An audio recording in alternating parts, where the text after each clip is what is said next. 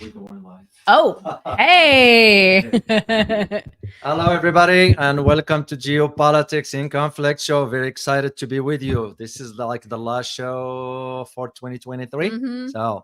And we are very, very excited to be with you guys here. And are we gonna?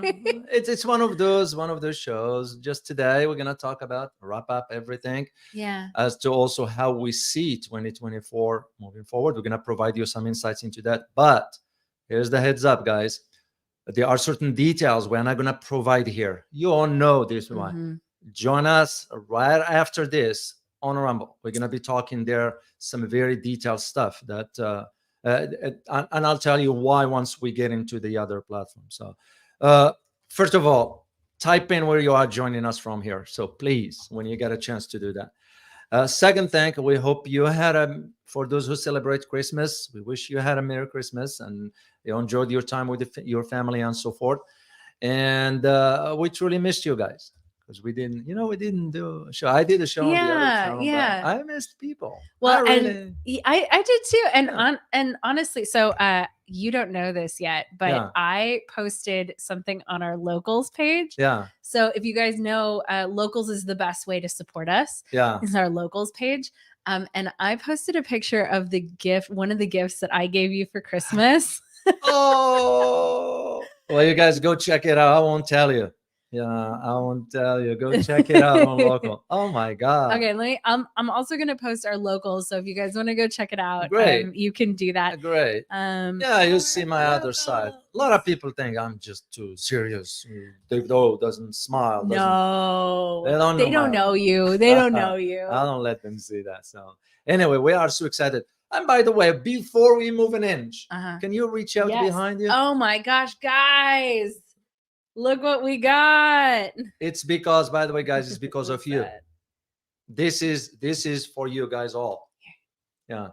Yes, thank This you is guys. for you guys all. Yeah. This is not just ours. This is yours also. And we mean it when we say that. So now that we reach this, we are aiming even higher. Mm-hmm. This is with the assumption that we stay on this platform. They allow us to be on this platform. It won't matter. We're going to keep pressing on because if we achieve this together, we can achieve the next one.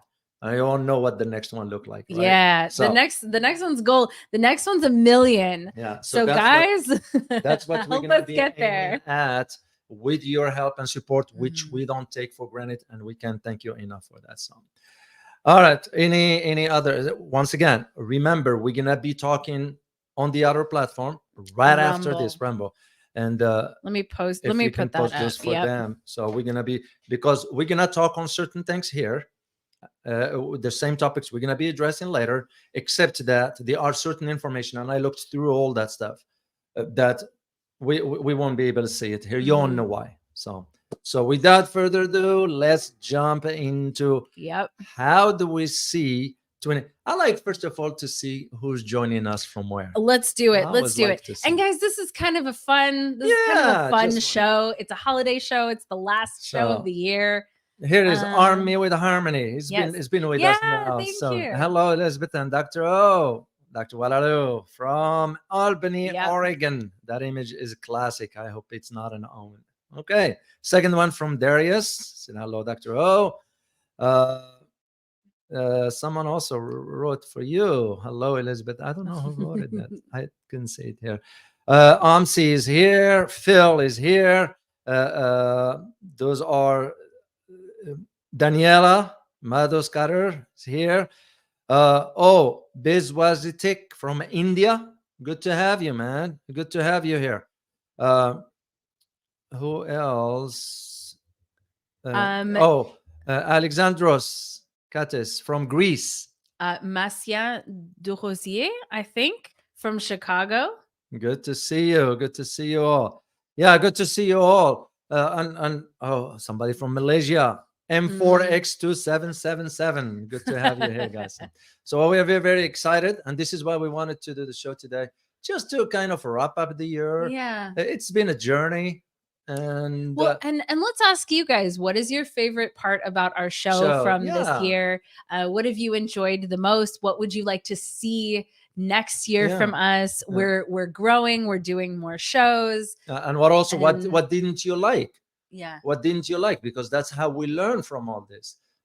Because your feedback, it's a positive criticism. I welcome that because that's how I learn from. To me, it's always about, as long as the criticism is respectful Yep. and civil, I got no issue, because that's how you Absolutely. learn. Absolutely. If everybody thinks, well, we know it all, no. So please just share with us on the chat box, what did you like about our show throughout the year? What didn't you like? What would you like to see different for 2024? Because we are coming up with a new strategy to approach things, and you're going to see some changes starting the first week of next year. And we just see how things will lead to. So far, it leads us to this. Yes, because of you guys. So Because we'll of see you where the guys. next one is. Absolutely. And once again, like we always say, we don't follow the crowd. We're not doing just filling the time here and just look for numbers, even though we care more for the quality of the information. Absolutely. And you guys know all this. So. Absolutely. All right, let's talk about where do we see things moving forward. my So goodness. let's start with the US, and we're going to do US briefly here. Yes. Very, very briefly. Then we're going to talk about China, Russia, where we see that. Yep. Then we're going to talk about also Middle East, where we see that one. And on Rumble, we're going to detail more stuff that can be said on this platform here. So. Absolutely. So I hope you guys join us directly after we conclude this one here. So. Okay, so do you want to start with the US really quickly? Let's start with the US. And I'm going to start with the first question for the US. Yes. Not a question, but rather, where do I see things are? The first of all, it will be because in our country we always say, what, the democracy, whatever. Well, what do I see coming up? I see an attack on the democracy right here, and not by a foreign entity. It's from within. Yeah. And there is nothing more dangerous than that.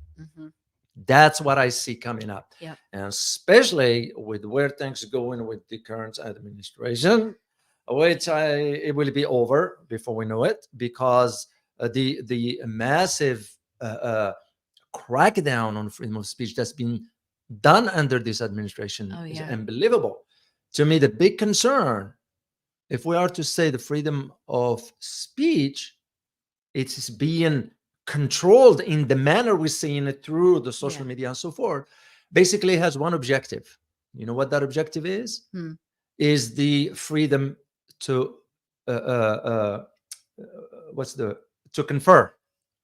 In other words, you're gonna have to confer to a certain setting. Conformity. Yes. Conformity. Conformity. That's what I was saying. I've always trying to see and think, what are they doing this? What are they limiting what we can say if we say freedom of speech? Because what is freedom of speech? Right. It's freedom to say what you have on your mind. Absolutely. As long as you don't do few things, or you don't call a few things. Like, for example, freedom of speech is defined by you don't incite violence. You don't incite hatred against other races. You don't do this and do that, which is clear. Right. To me, if that's where the law comes in. Right. But the way they are doing it, and this is the conformity. They want you to conform to a certain reality where your opinion, if it is different from the narrative, then it has to be suppressed. Well, and it's interesting because it's not only free speech in the sense of, freedom to say whatever it is you really do think and feel, but it's specifically against whatever the generally accepted narrative is. And because we were raised in Western school systems are based entirely on conformity, almost entirely on conformity. So we have people, if they think the same way, they're much easier to control. And so that's what we're seeing in mass, because who is the person that you can't really criticize, right? It's more or less governmental policy. And when you can't hold your government accountable, and that's the issue with banning free speech. The issue with it is that you can no longer hold the people in power accountable for their actions. The problem is, though, that here in the United States, people are getting lonelier, they're getting poorer.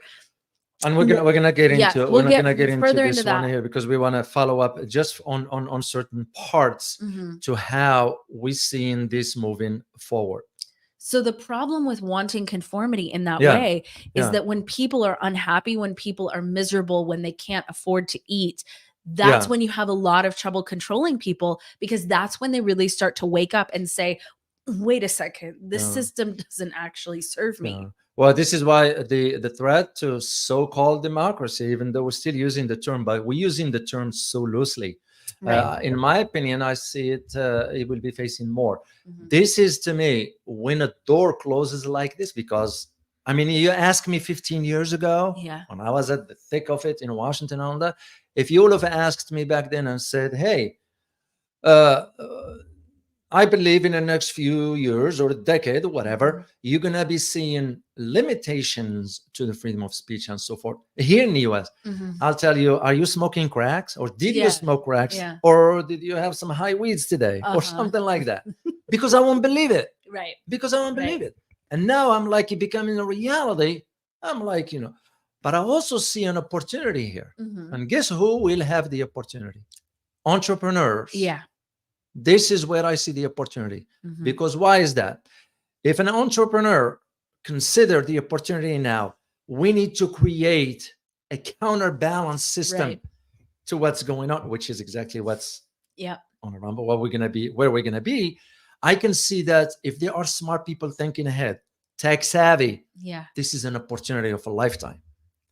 Because at some point, mark my word on this, whether I'm alive to witness this or not, Mhm. at some point, these pyramids that is going on is Yeah. going to crumble one way or another, but it only in one condition.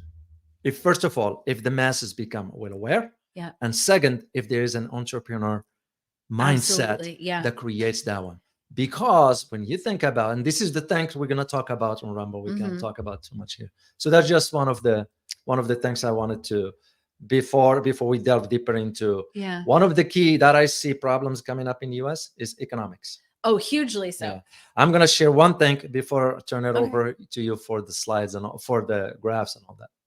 Did you know that an average mortgage now in the US is about $3,324? Yeah, which is in yeah. $3,324, Mhm. which means what?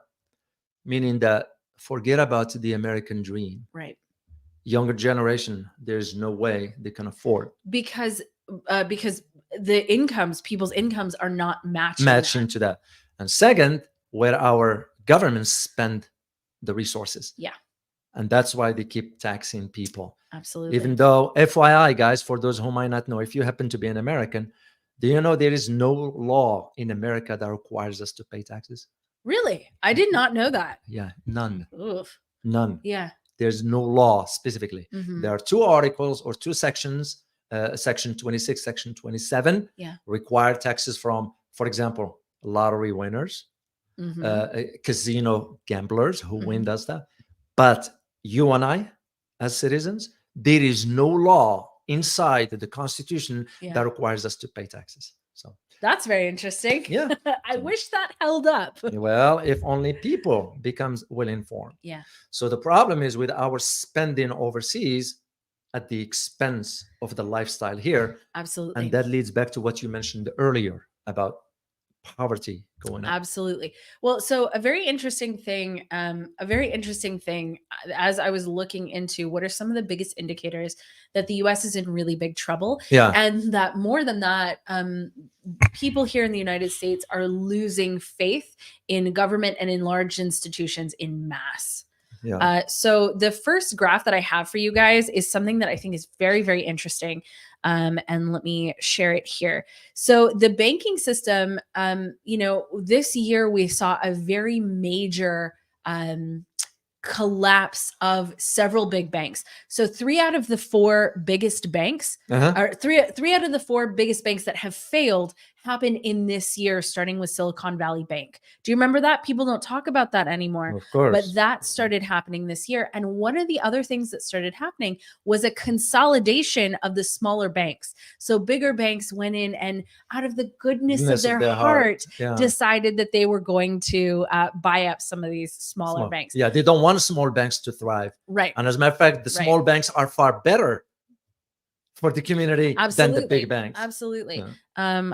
So I'm going to put this up here. So one of the most interesting things as we're talking about banking, because, you know, overall banking is an indicator, right? Is an indicator of the financial systems. So something that hasn't really been talked about is this graph right here. So when this graph actually talks about deposits, so over the last 2 years, so since the beginning of 2022, U.S. banks have lost a net of 1.1 trillion in deposits. Wow!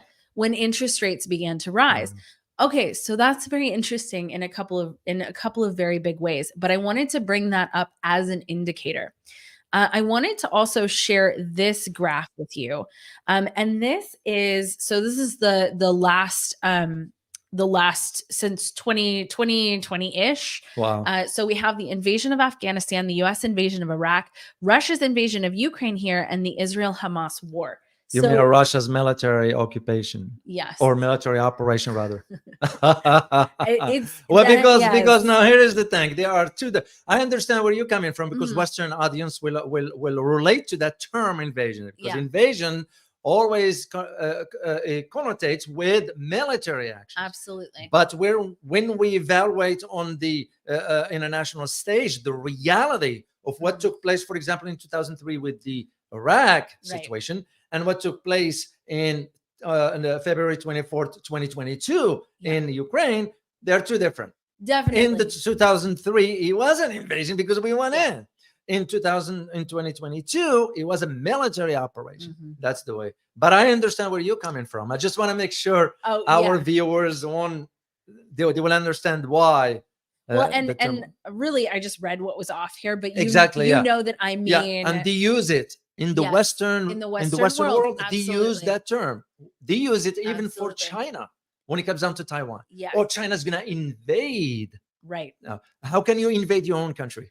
Well, and one of the things about that particularly that I think is interesting is that up until a very recent point, the US did actually observe the one China policy. That's true. They did, up until it wasn't convenient anymore. And that's something that isn't talked about when we talk about this discussion, is that up until it wasn't convenient anymore, that was something that was observed. So what about the situation led to that? Do you know what I mean?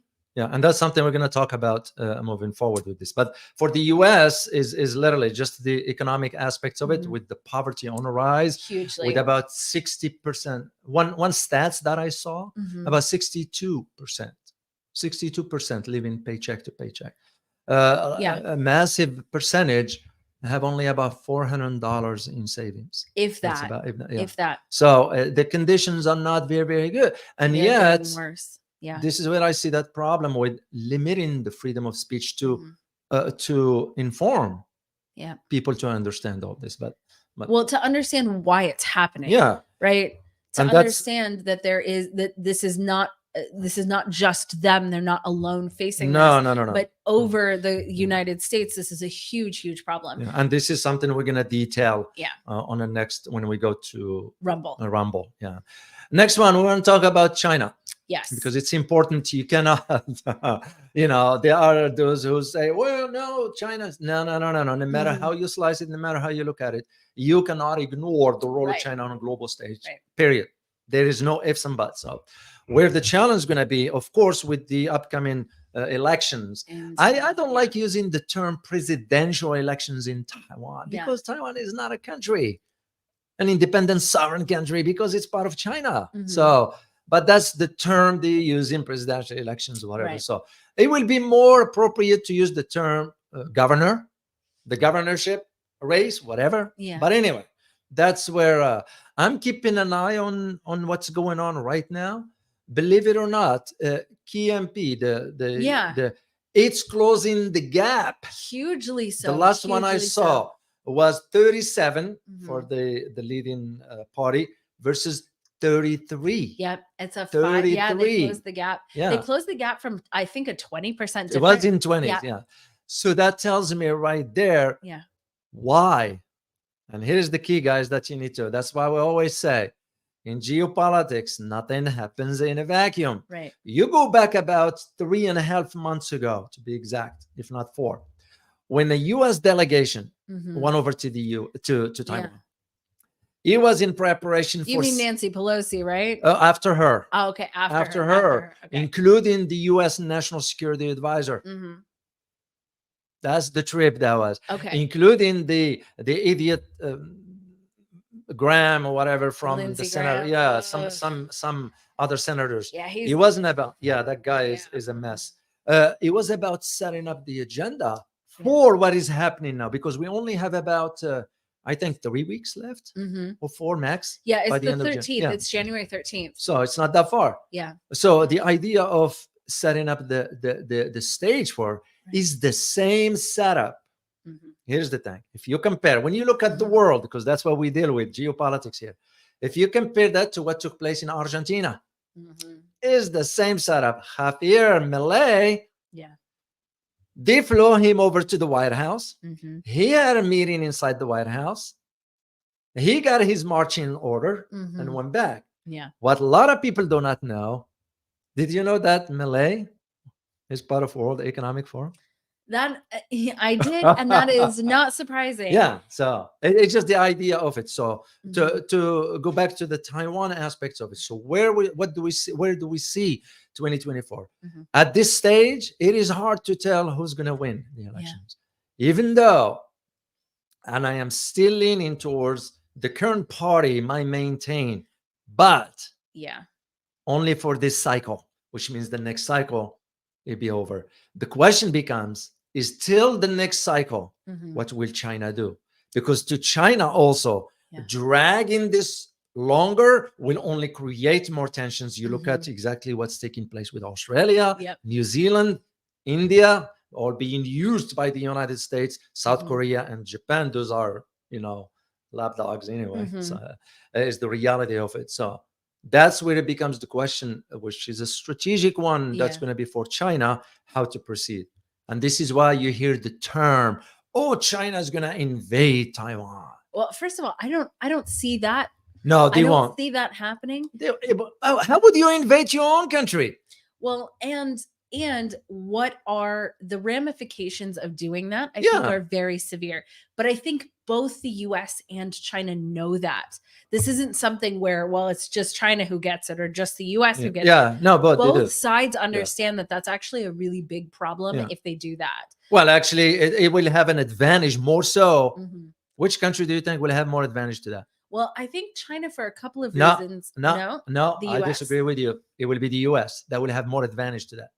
Interesting. Because, because with that, Yeah. now you pave the way for a longer term confrontation with China using the regional countries Yeah. and holding China down from Yeah. even progressing farther. Right. That's what I see it. To China, it won't make any sense, because why would you want to raise? Right. Why would you want to raise the tension of your own people against the government? Mhm. So it won't make any sense. It's like what our government is doing now. What our government is doing now regarding the Middle East. Yeah. Or look at the reaction of the millennials. Yeah. Same setting, except in a Absolutely. different way. And that's why the way I see it, putting my geopolitical analyst hat on, I see it more. There is more in it for the US than it is for China. China won't want to get involved in any sort of tensions in DAPA because it's economy. Well, it is. But the thing is, when you're looking at the Taiwan situation, it's important to ask why Taiwan? Out of all places in the world, why is the US sort of picking a fight over Taiwan? Because it is the US more or less that's picking this situation, picking this fight. Okay. Why is it? There are plenty of other countries in the world that don't have democracy, right? Yeah. There's a lot of places in the world don't have democracy. And what is it that we heard about Ukraine, right? It's Yeah. about democracy. Yeah, It's not about NATO. No. That That's a was lie. one of the funniest videos I think I've That's seen true. this year is Yeah. the "It's Not About NATO" video. Yeah. It's on one of our Rumble video, guys, if you want to check it out. But it's the, it's wherever all the talking heads were like, it's not about NATO, it's not about NATO. And then the video starts circulating of Jen Stoltenberg that says, well, it's about NATO.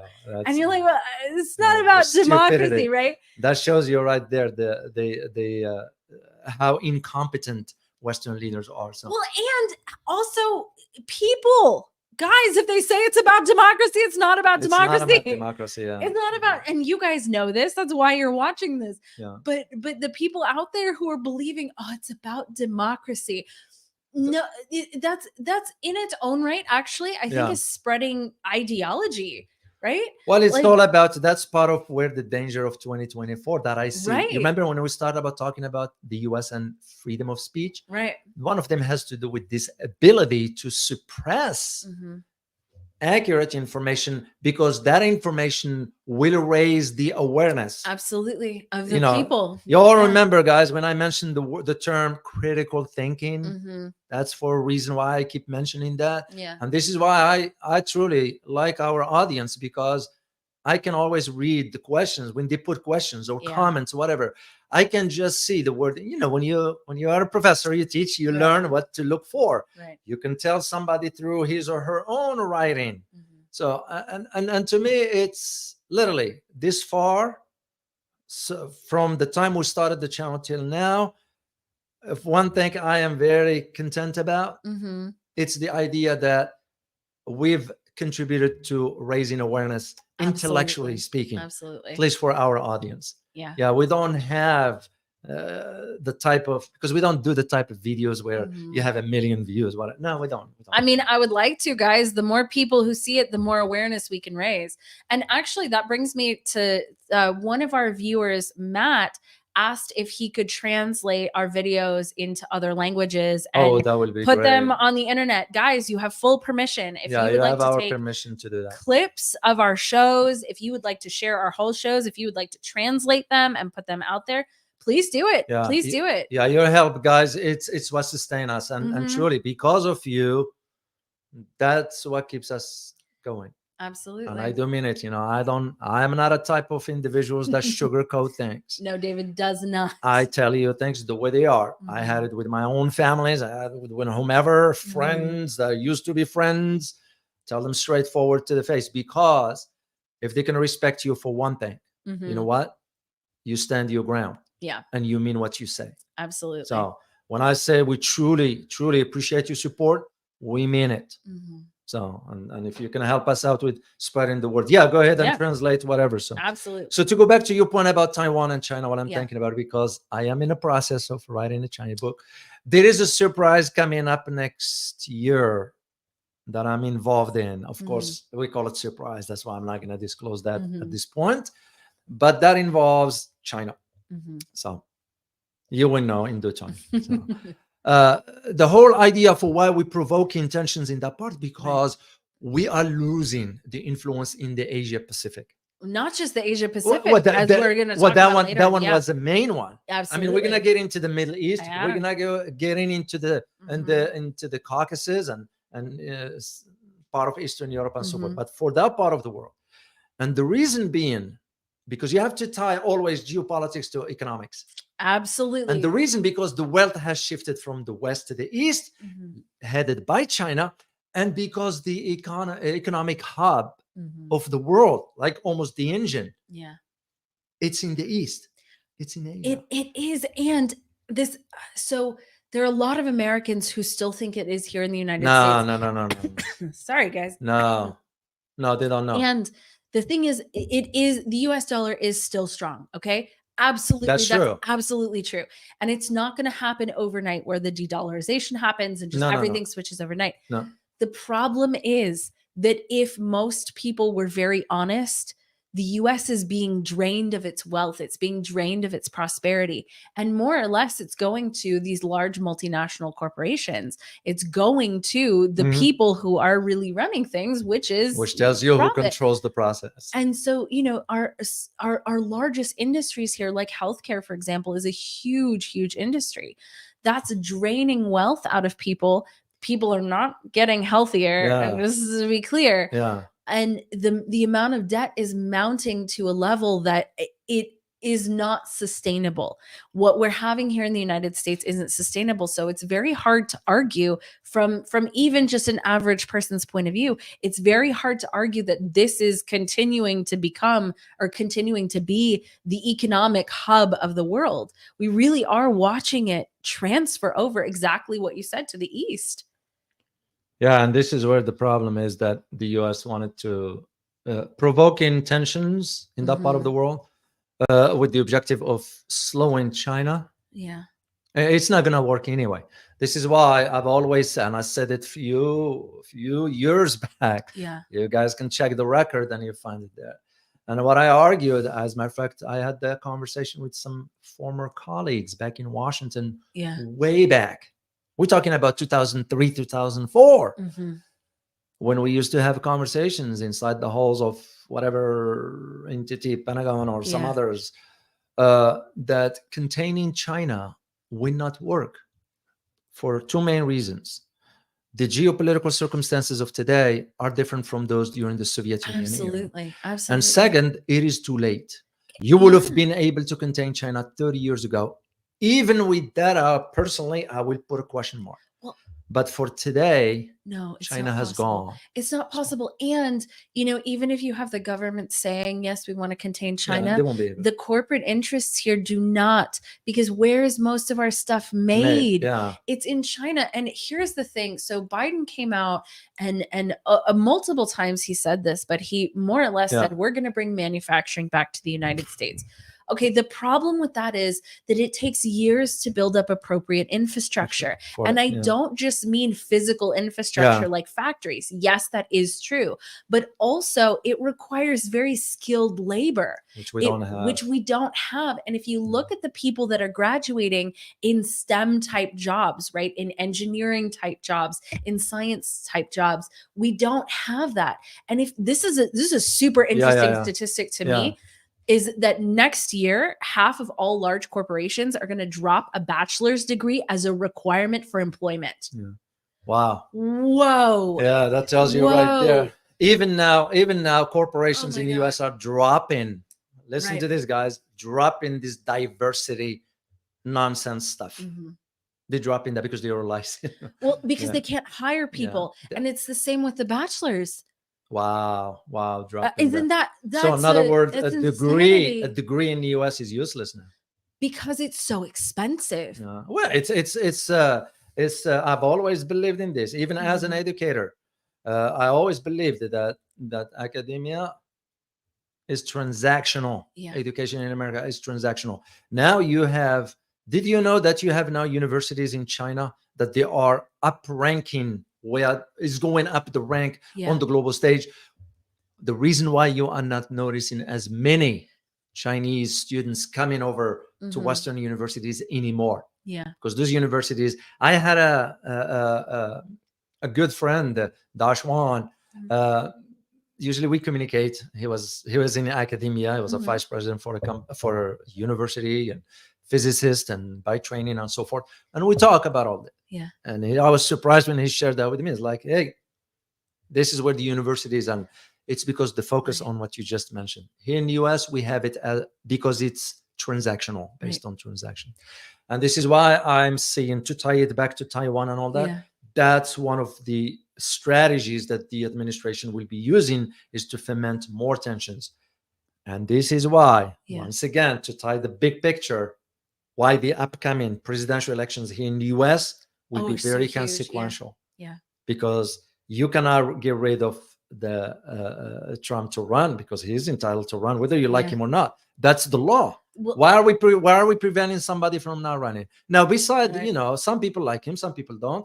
I don't care for the guy when it comes down to his foreign policy. But on some others, I tend to see his point. For example, when he called off, we need to stop supporting NATO. Yeah. NATO should cease to exist. He got a point there. Yeah. Absolutely. Yeah. Absolutely. When it comes down to foreign policy, yeah, he's not polished for that. That's No, he doesn't have that no, expertise. He and that's doesn't. beside the point. Is the idea of will he go into tension? He or any other. Mhm. But that's my point in all this. The upcoming presidential elections here in the US will be consequential because we've seen now where the country was, where it is. Absolutely. And how do you measure that? Yeah. Always by economics. Yep. Always And where by the- economics. So for the strategy, Yeah. is the more tensions we foment outside the US Mhm. for one reason. You know what that reason is? To divert attention from our economic Oh, failure. absolutely. That But is the only But reason. the thing is, it's impossible to divert. No, fully. no. Do you know what I mean? It's gonna hit absolutely home one impossible. day. It's hitting home now. Yeah, when you start having a large number of poor people in the streets, Yes. we drive, you go outside, you see Oh under my! the bridge. It looks like a zombie I just couldn't apocalypse. believe what I'm seeing, and I say, Yeah. hey, this is my country, the richest on earth. Yeah. Where is this richness? Where is this wealth? When you have It's only in very small yeah. pockets. And It's this in is what small we're gonna be pockets. detailing on the other Yeah. on a Rumble, because there are some stuff that you guys need to know, whether you're an American or not. You need to understand the reality as is, because Mhm. they are not allowing information. So it was very interesting being in Poland, right? Because Yeah. half of my family is I'm half Polish, so half of my family is in Poland. And the amount of them that said, "Well, it's okay, Joe Biden is going to come save us." And I said, "Guys, he can't even save us. Yeah, no. He's They not don't coming know. to save you guys." It was wild to hear Yeah. that, but they're not getting the same footage of him not able to walk upstairs I or know. him mumbling, making indistinguishable noises. They're Yeah. not getting those. And for them to say Joe Biden is going to come save them, Yeah, he can't save us. I that's don't know if true. he can save himself. That is true. So this is now just to wrap up the Taiwan, and Mhm. we'll move to Russia. Just be on the lookout for what's coming. We're gonna do a brief analysis about the elections. Yeah, yeah. So we will do that at the Probably beginning of before the and after. yeah. We'll do that one. So next one will be, and there's a lot to talk about in Asia, but Oh for my now, gosh, that just yeah. we're gonna give a heads up here on Well, what's- and that's kind of the big thing that people are looking for, because I remember even Yeah. last year and the year before, there were bids for that to be part of the budget, the year budget, to address the Taiwan situation. Oh the yeah, US national budget. or the allocation of the funding for the military. Absolutely. That's all we Yeah. all know. So next one will be Russia. Russia, and the way I see it going, it will still play a major role on the global stage, Mhm. despite what you hear from Western media that Russia is isolated. Yeah. President Putin is isolated. It's nonsense. Let's just call spade a spade. Absolute It's nonsense. Yeah. You have two main factors for me, what led me to Mhm. my conclusion. One has to do with the upgrade of the relationship between China and Russia. Mhm. I won't call it Yeah. I won't call it a strategic yet. Yeah. I don't even see that coming. Mhm. What do I see is a strong partnership Mhm. to the point that it could enter into a form of treaty. Yeah. And usually when it enters into a form of treaty, it will only for one reason and one reason only, in my opinion. Mhm. And again, guys, this is just me thinking outside the box. I could be wrong. And if I am wrong, I'll say I was wrong. So, Mhm. but the way I see it, if that treaty, if ever, is signed between the two, it will be for one particular reason, and that is defense. Absolutely. Which I means would the agree with one that. will come to the defense on the other Yep. in case. Second one, why I say the role of Russia that's still going to play on the global stage, you look just what is going on right now in the Middle East. And we're going to talk about Middle East. You look at the statement which was done just yesterday by Sergei Lavrov, the foreign minister. He's seasoned. I've actually been very impressed with Sergei Lavrov. He's very, one of top very notch. seasoned, smart Yeah, you man. put him, you put Wani Yeah. for that. Who else that I could think of as a foreign minister? Yeah. Yeah, there's the only two that comes to mind. Well, and regardless of what you think about Russia or China's policies, those two men specifically are very clearly very seasoned in this arena. And Yeah. it's interesting looking at them versus sort of some of the US, some of the US Well, counterparts. it's because for us we are amateurs. Well, So and what do we have? We have amateurs right now. they don't see, so like for example, when Anthony Blinken, there's the video that's going around about his reaction to President Joe Biden calling Xi a dictator after he came to San San Francisco. Francisco, which was ridiculous. And his face is just like, oh, I can't believe he said that, right? Yeah. So, he's clearly not the one making the policies that so I'm going to give him like a tiny bit of credit here, because like he knew that President Biden shouldn't have said that, right? Yeah. But he doesn't have any control over what is apparently doesn't Yeah, have any but control also if over you what is or what isn't but if said. only you know that Tony Blinken himself is a partner in a firm that is taking all the government contract, and you know who's in that firm is Michelle Forney. Michelle Forney, I'm sorry. She was the Undersecretary of Defense. She was even slated for becoming the first female defense secretary till the last minute. And so Tony and Michelle, and there is a third person, I couldn't remember the name. They have a firm they have a company in Washington that steals all the contract from the government. So you can I steal wonder if that's a conflict of interest. I wonder if that's true. Yeah. So the second part, just to go back to a Russia topic here, the second one that as I said, is the Middle East. Why? Is because you look at it just from the recent reception the Russian President Vladimir Putin received. And by the way, we will be releasing, are we going to release a video soon? Yeah, right? probably the next day or two. Yeah. Be on the lookout, guys, for a video we're going to be releasing about those dynamics in the Middle East between Saudi Arabia and Arab Emirates and the Russian President Vladimir Putin. Yes. Very fascinating video. Just make sure to take a look at it, and you will like the format for it. You will very enjoy the content also. So.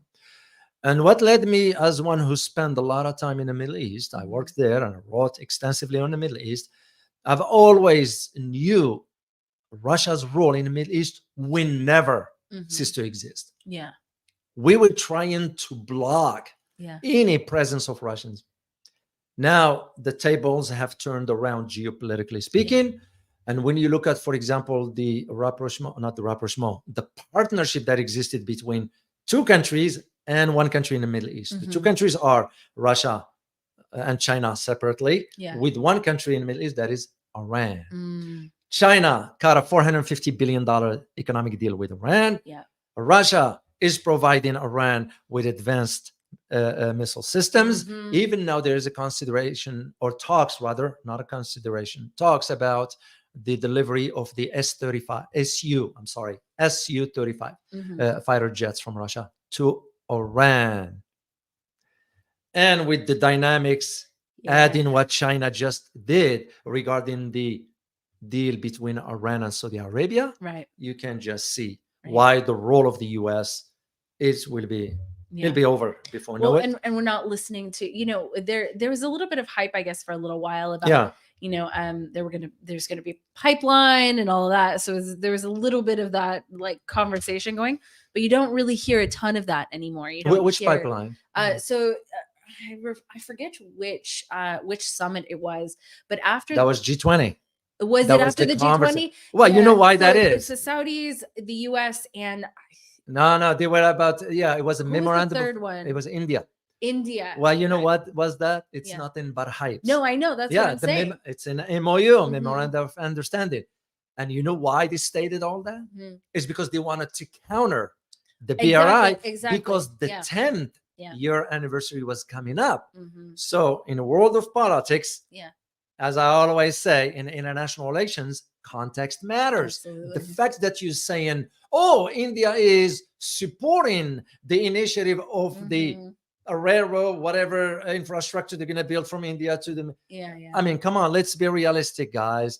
India couldn't even take care of its own domestic issues regarding the infrastructure, the poverty, the health issues and ethnic tensions and so forth. Let alone, how can they build? They don't have the money. Where are they going to get the money from?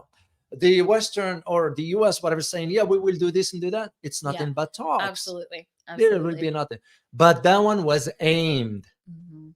taking a dig at Yeah. the BRI, but it's too late for them. Yeah. Do you know why? Because when it comes down to BRI, there are two sources that I looked into, and two of them came up with almost give or take the numbers. Mhm. One of them says 140 countries have signed up to BRI, Mhm. and the other one has about 150. And I go with the 140 Yeah. because that I saw it Yeah. on many literature, so that confirms to me. I mean, now, do you hear anything about that India stuff? No.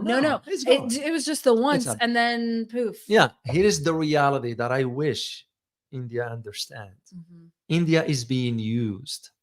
We, Yeah. when I say we, the government, US government, Yeah. is using India. The same arguments can be made about Philippines, Mhm. about South Korea, about Japan. That's the reality of it. Yeah. So for Russia, just to go back to our topic, for Russia, a role in the Middle East will only grow bigger. Mhm. And there is one thing that is tied to something else, which we're going to talk about briefly here Mhm. before we move to Rumble soon. And this one has to do with the global economy. Yeah. There is something to look into in 2024. Mhm. There are those Western analysts that say, oh, the global economy is going to be fragmented. Yes, it will be. Mhm. It will be, but Yeah. not in a bad way. Yeah. You know what they mean by that when they say fragmented? What they meant by that, and this is from a Western Mhm. analysts' Of course. mindset. Right. The reason they're using that terminology is because what they're saying is going to be fragmented is because it won't be under the dominance of the US financial system. Right. That is Right. the reason why you're using that. Right. Of course, like you said earlier, the demise of the dollar ain't going to happen tomorrow. Right. Let's just no, be realistic. It's not an overnight process. But where this issue is, Yeah. where I see it, and tie it to the role of Russia, Mhm. tie it to the role of China in the Middle East, tie it to the changes that's taking place, Mhm. is the financial system. Yeah. More and more, as you know, Yeah. more and more countries are de-dollarizing. Yeah. Absolutely. And this is why they give those analysts give the Mhm. report by using the term Yep. fragmented global economy. Yep.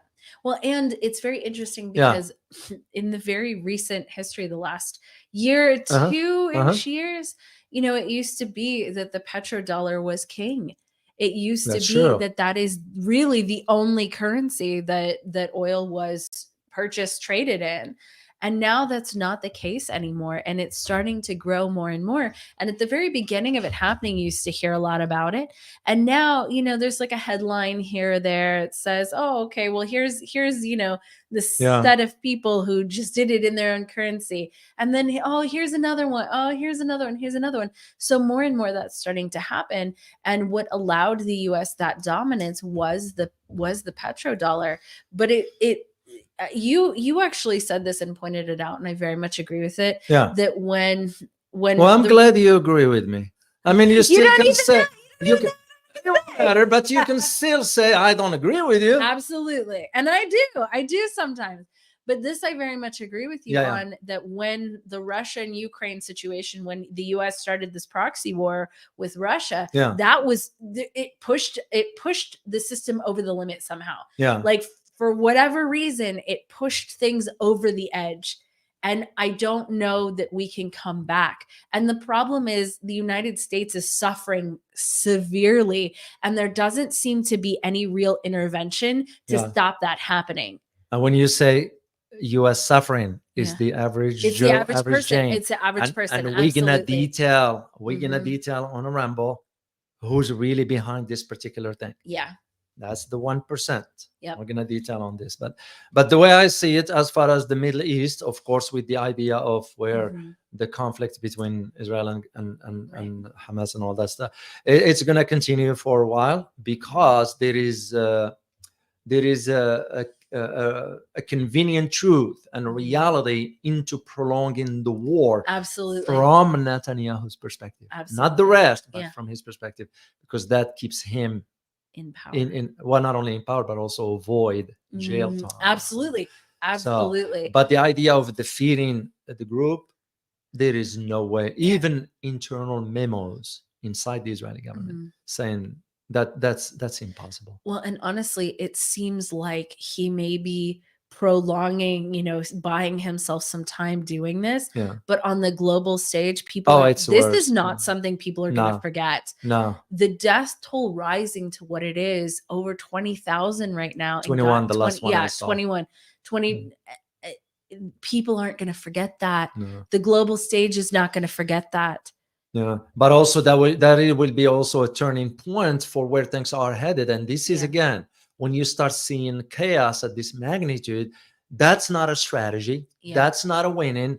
That's chaos, and the chaos usually is the result of lack of a strategy. Yeah. And this is why you see in the beginning of the end of certain setting or systems that have ruled the Middle East for the last 70 years, it's really coming to an end. And when you have the key players in the Middle East shifting east, it tells you where the story is headed. Absolutely. That's just the norm. So Middle East is always going to be fascinating. Middle East is always going to be a point of a volatile region, or rather, we will always have some sort of a presence one way or another, except it won't be as it was, let's say, 3 decades ago, 4 decades ago. But when you have weak countries like Bahrain, because that's where we have our fifth fleet, Bahrain can't do squat. Bahrain is just another tiny, they're being used and told what to do. But when you look at key players like Saudi Arabia, like Turkey, like they are sort of pivoting regardless of what the US thinks. So this will also happen at some point, believe it or not. It's not going to happen anytime soon, but at some point it will. It will happen in Asia. At some point, you're going to start seeing countries there saying to the US, thanks, but no thanks. Well, I mean, if I could say anything to countries, look at what's happening to the countries that have been in the same position before. Look at what's happening to Ukraine.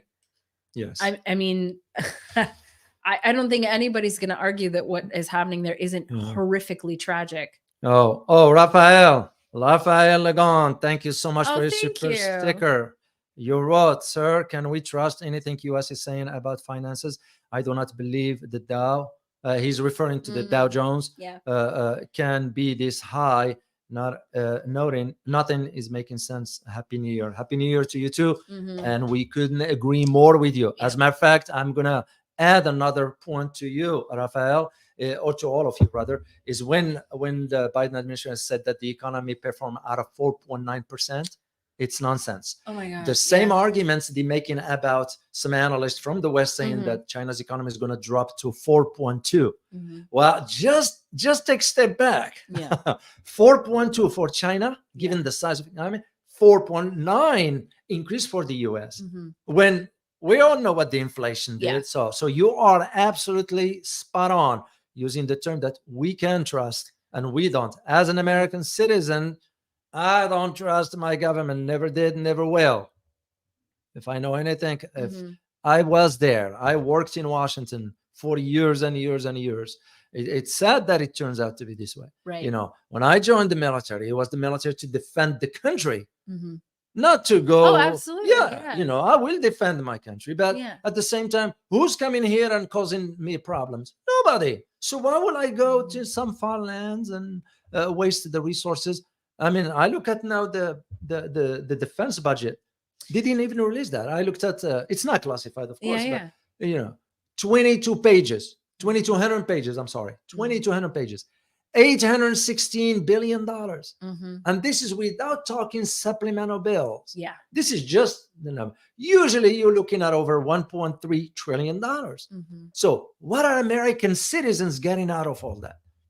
That's a great question. It's kind of, well, this is where you wish Americans will wake up. Well, you can only advise for so long. You can only give information for so long.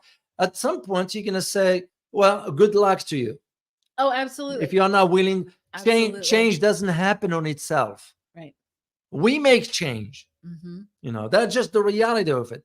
And some of us, I shall not generalize, of course, some of us Americans are just clueless. And they choose to stay clueless.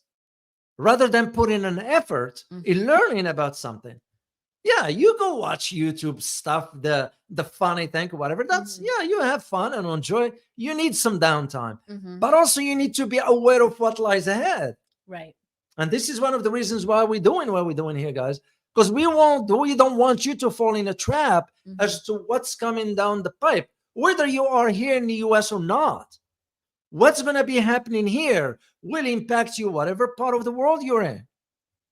Oh, absolutely. That is the whole reason Yeah. for why we're doing this. So you kind of devote your time, you devote your energy into all this because you believe in it. And you said to yourself, it won't matter. I believe in it as much. And this is what I'm going to share with the people that they are not only watching this, supporting the channel and so forth, because you care. Absolutely. I mean, some Americans are going to hit them like a brick. You know, there's a saying that goes, the opposite of love isn't hate. Yeah. The opposite of love is apathy. Ah. Because apathy is, at least if you hate something, you have the energy to change something. But hate is a negative. No, it's emotion. negative, right? Yeah. But if you have apathy, that's when you do nothing. Oh. That's when, no matter how bad it is, you're not willing to wake up and take a look at the situation. Well, that means you're dead man walking, basically. Yeah, That's basically, a zombie. right. Well, what kind of existence is that? It's the existence that I think a lot of people have. Oh, that's pathetic. It is, but I think it is extremely, extremely common. Look, who's that? Oh, hey, KL. Thank you so much. Thank you. KL gives us a super sticker, I think, All the way. time. Every time. KL, let us know where you're from. I'd love to know where you're from. Thank you, KL. Truly appreciate it. Okay. And do you know he does that on the other channel as well? Oh, that's very cool. Thank you so much, KL. Alan Sin. Where is it? Let me see. Yeah, you put it up? Yep. Perfect. Alan Sin is from Canada. So our neighbor to the north. So thank you so much, Alan Sin. Okay. And then we have Alexandros Katsis. Katsis, that's from Greece. Any chance of talking about the rise of India on the global stage? That's a loaded one. Yeah, it is. We can address it briefly here. The rise of India. I'm gonna have to say it, and I know I get a lot of nasty comments about it from some. They are free to. That's what freedom of speech is all about. Absolutely. As long as there's now, if they start insulting whatever, that I will not tolerate, no matter what. Even if I'm talking to the Pope. That to me, it's not. You don't. As long as you maintain respect, you still disagree with me, but respectfully. So, the problem with India is living in a fantasy world of this imagination of being a superpower. Just because you have a large population does not convert, does not guarantee you superpower status. If you have massive population that is on poverty, that's a hindrance. You can even move forward. What makes the case even worse for India is in its infrastructure is not up to date. Its economy is not up to date. Now, I just read yesterday, and I mean it when I say yesterday, because I read about it. Did you know the massive loan problems in India now that is crumbling society? Because there are financial institutions in India that give you loans without collateral. And a lot of people taking on debts, that how are they going to pay that? Well, and we had a similar situation in 2008. And did you know how much money we lost in that time? Which was never disclosed in the US. Oh, yeah. What is it? Well, I was in Washington, D.C. at that time. What did they say? Guess. Give me a number. 500 billion. Yeah. How about, guys, can you type in that in chat box quickly? Yeah. How much money do you think? Secret number. Yeah. How much money do you think we lost during, not just we, but the rest of the world, but mainly for us? Yeah. During the GFC, the global financial crisis. So before I'll give you the answer. And again, that was during my time in Washington, and I kind of was, if you've seen the numbers there, it takes a while for it to show up. Absolutely. Just to go back to the India, India needs to really, if India can take a step back, reevaluate its strategy, reevaluate its commitments. this being part of Quad, being part of this, part of that, that drains the resources from, then they have to look at their own governments. Yeah. When you have the Prime Minister Modi, who's been, since he's been in power, what has he achieved? Let's be honest about it. Well, you don't govern based on a nationalism. Yeah. Because how can you tell? Is by the amount of ethnic tensions that exist inside India. Yeah. And that's why when India says superpower, it's just wishful thinking. I'm here to say. Well, but I think that India does have that potential. It If does. some very clear It does. things are addressed, starting with infrastructure. One of the biggest problems that India has is that other people don't want their goods. Yeah. You've because been of in the co- India, right? I You have. visited India, One so of my you saw. bridesmaids is from India. So I you saw what love it's like. Indian people. Yeah. But yeah, I mean, absolutely, infrastructure was abysmal. It was a huge problem. Yeah. So I went to a small city, right, that had about 3 million people in it. And the difference between the haves and the have-nots, man, it's starting to get this way here, but it was staggering. Yeah. And there are extraordinarily beautiful parts of India, absolutely. Oh, so yeah, of course. I absolutely want to say that, and I want to honor that.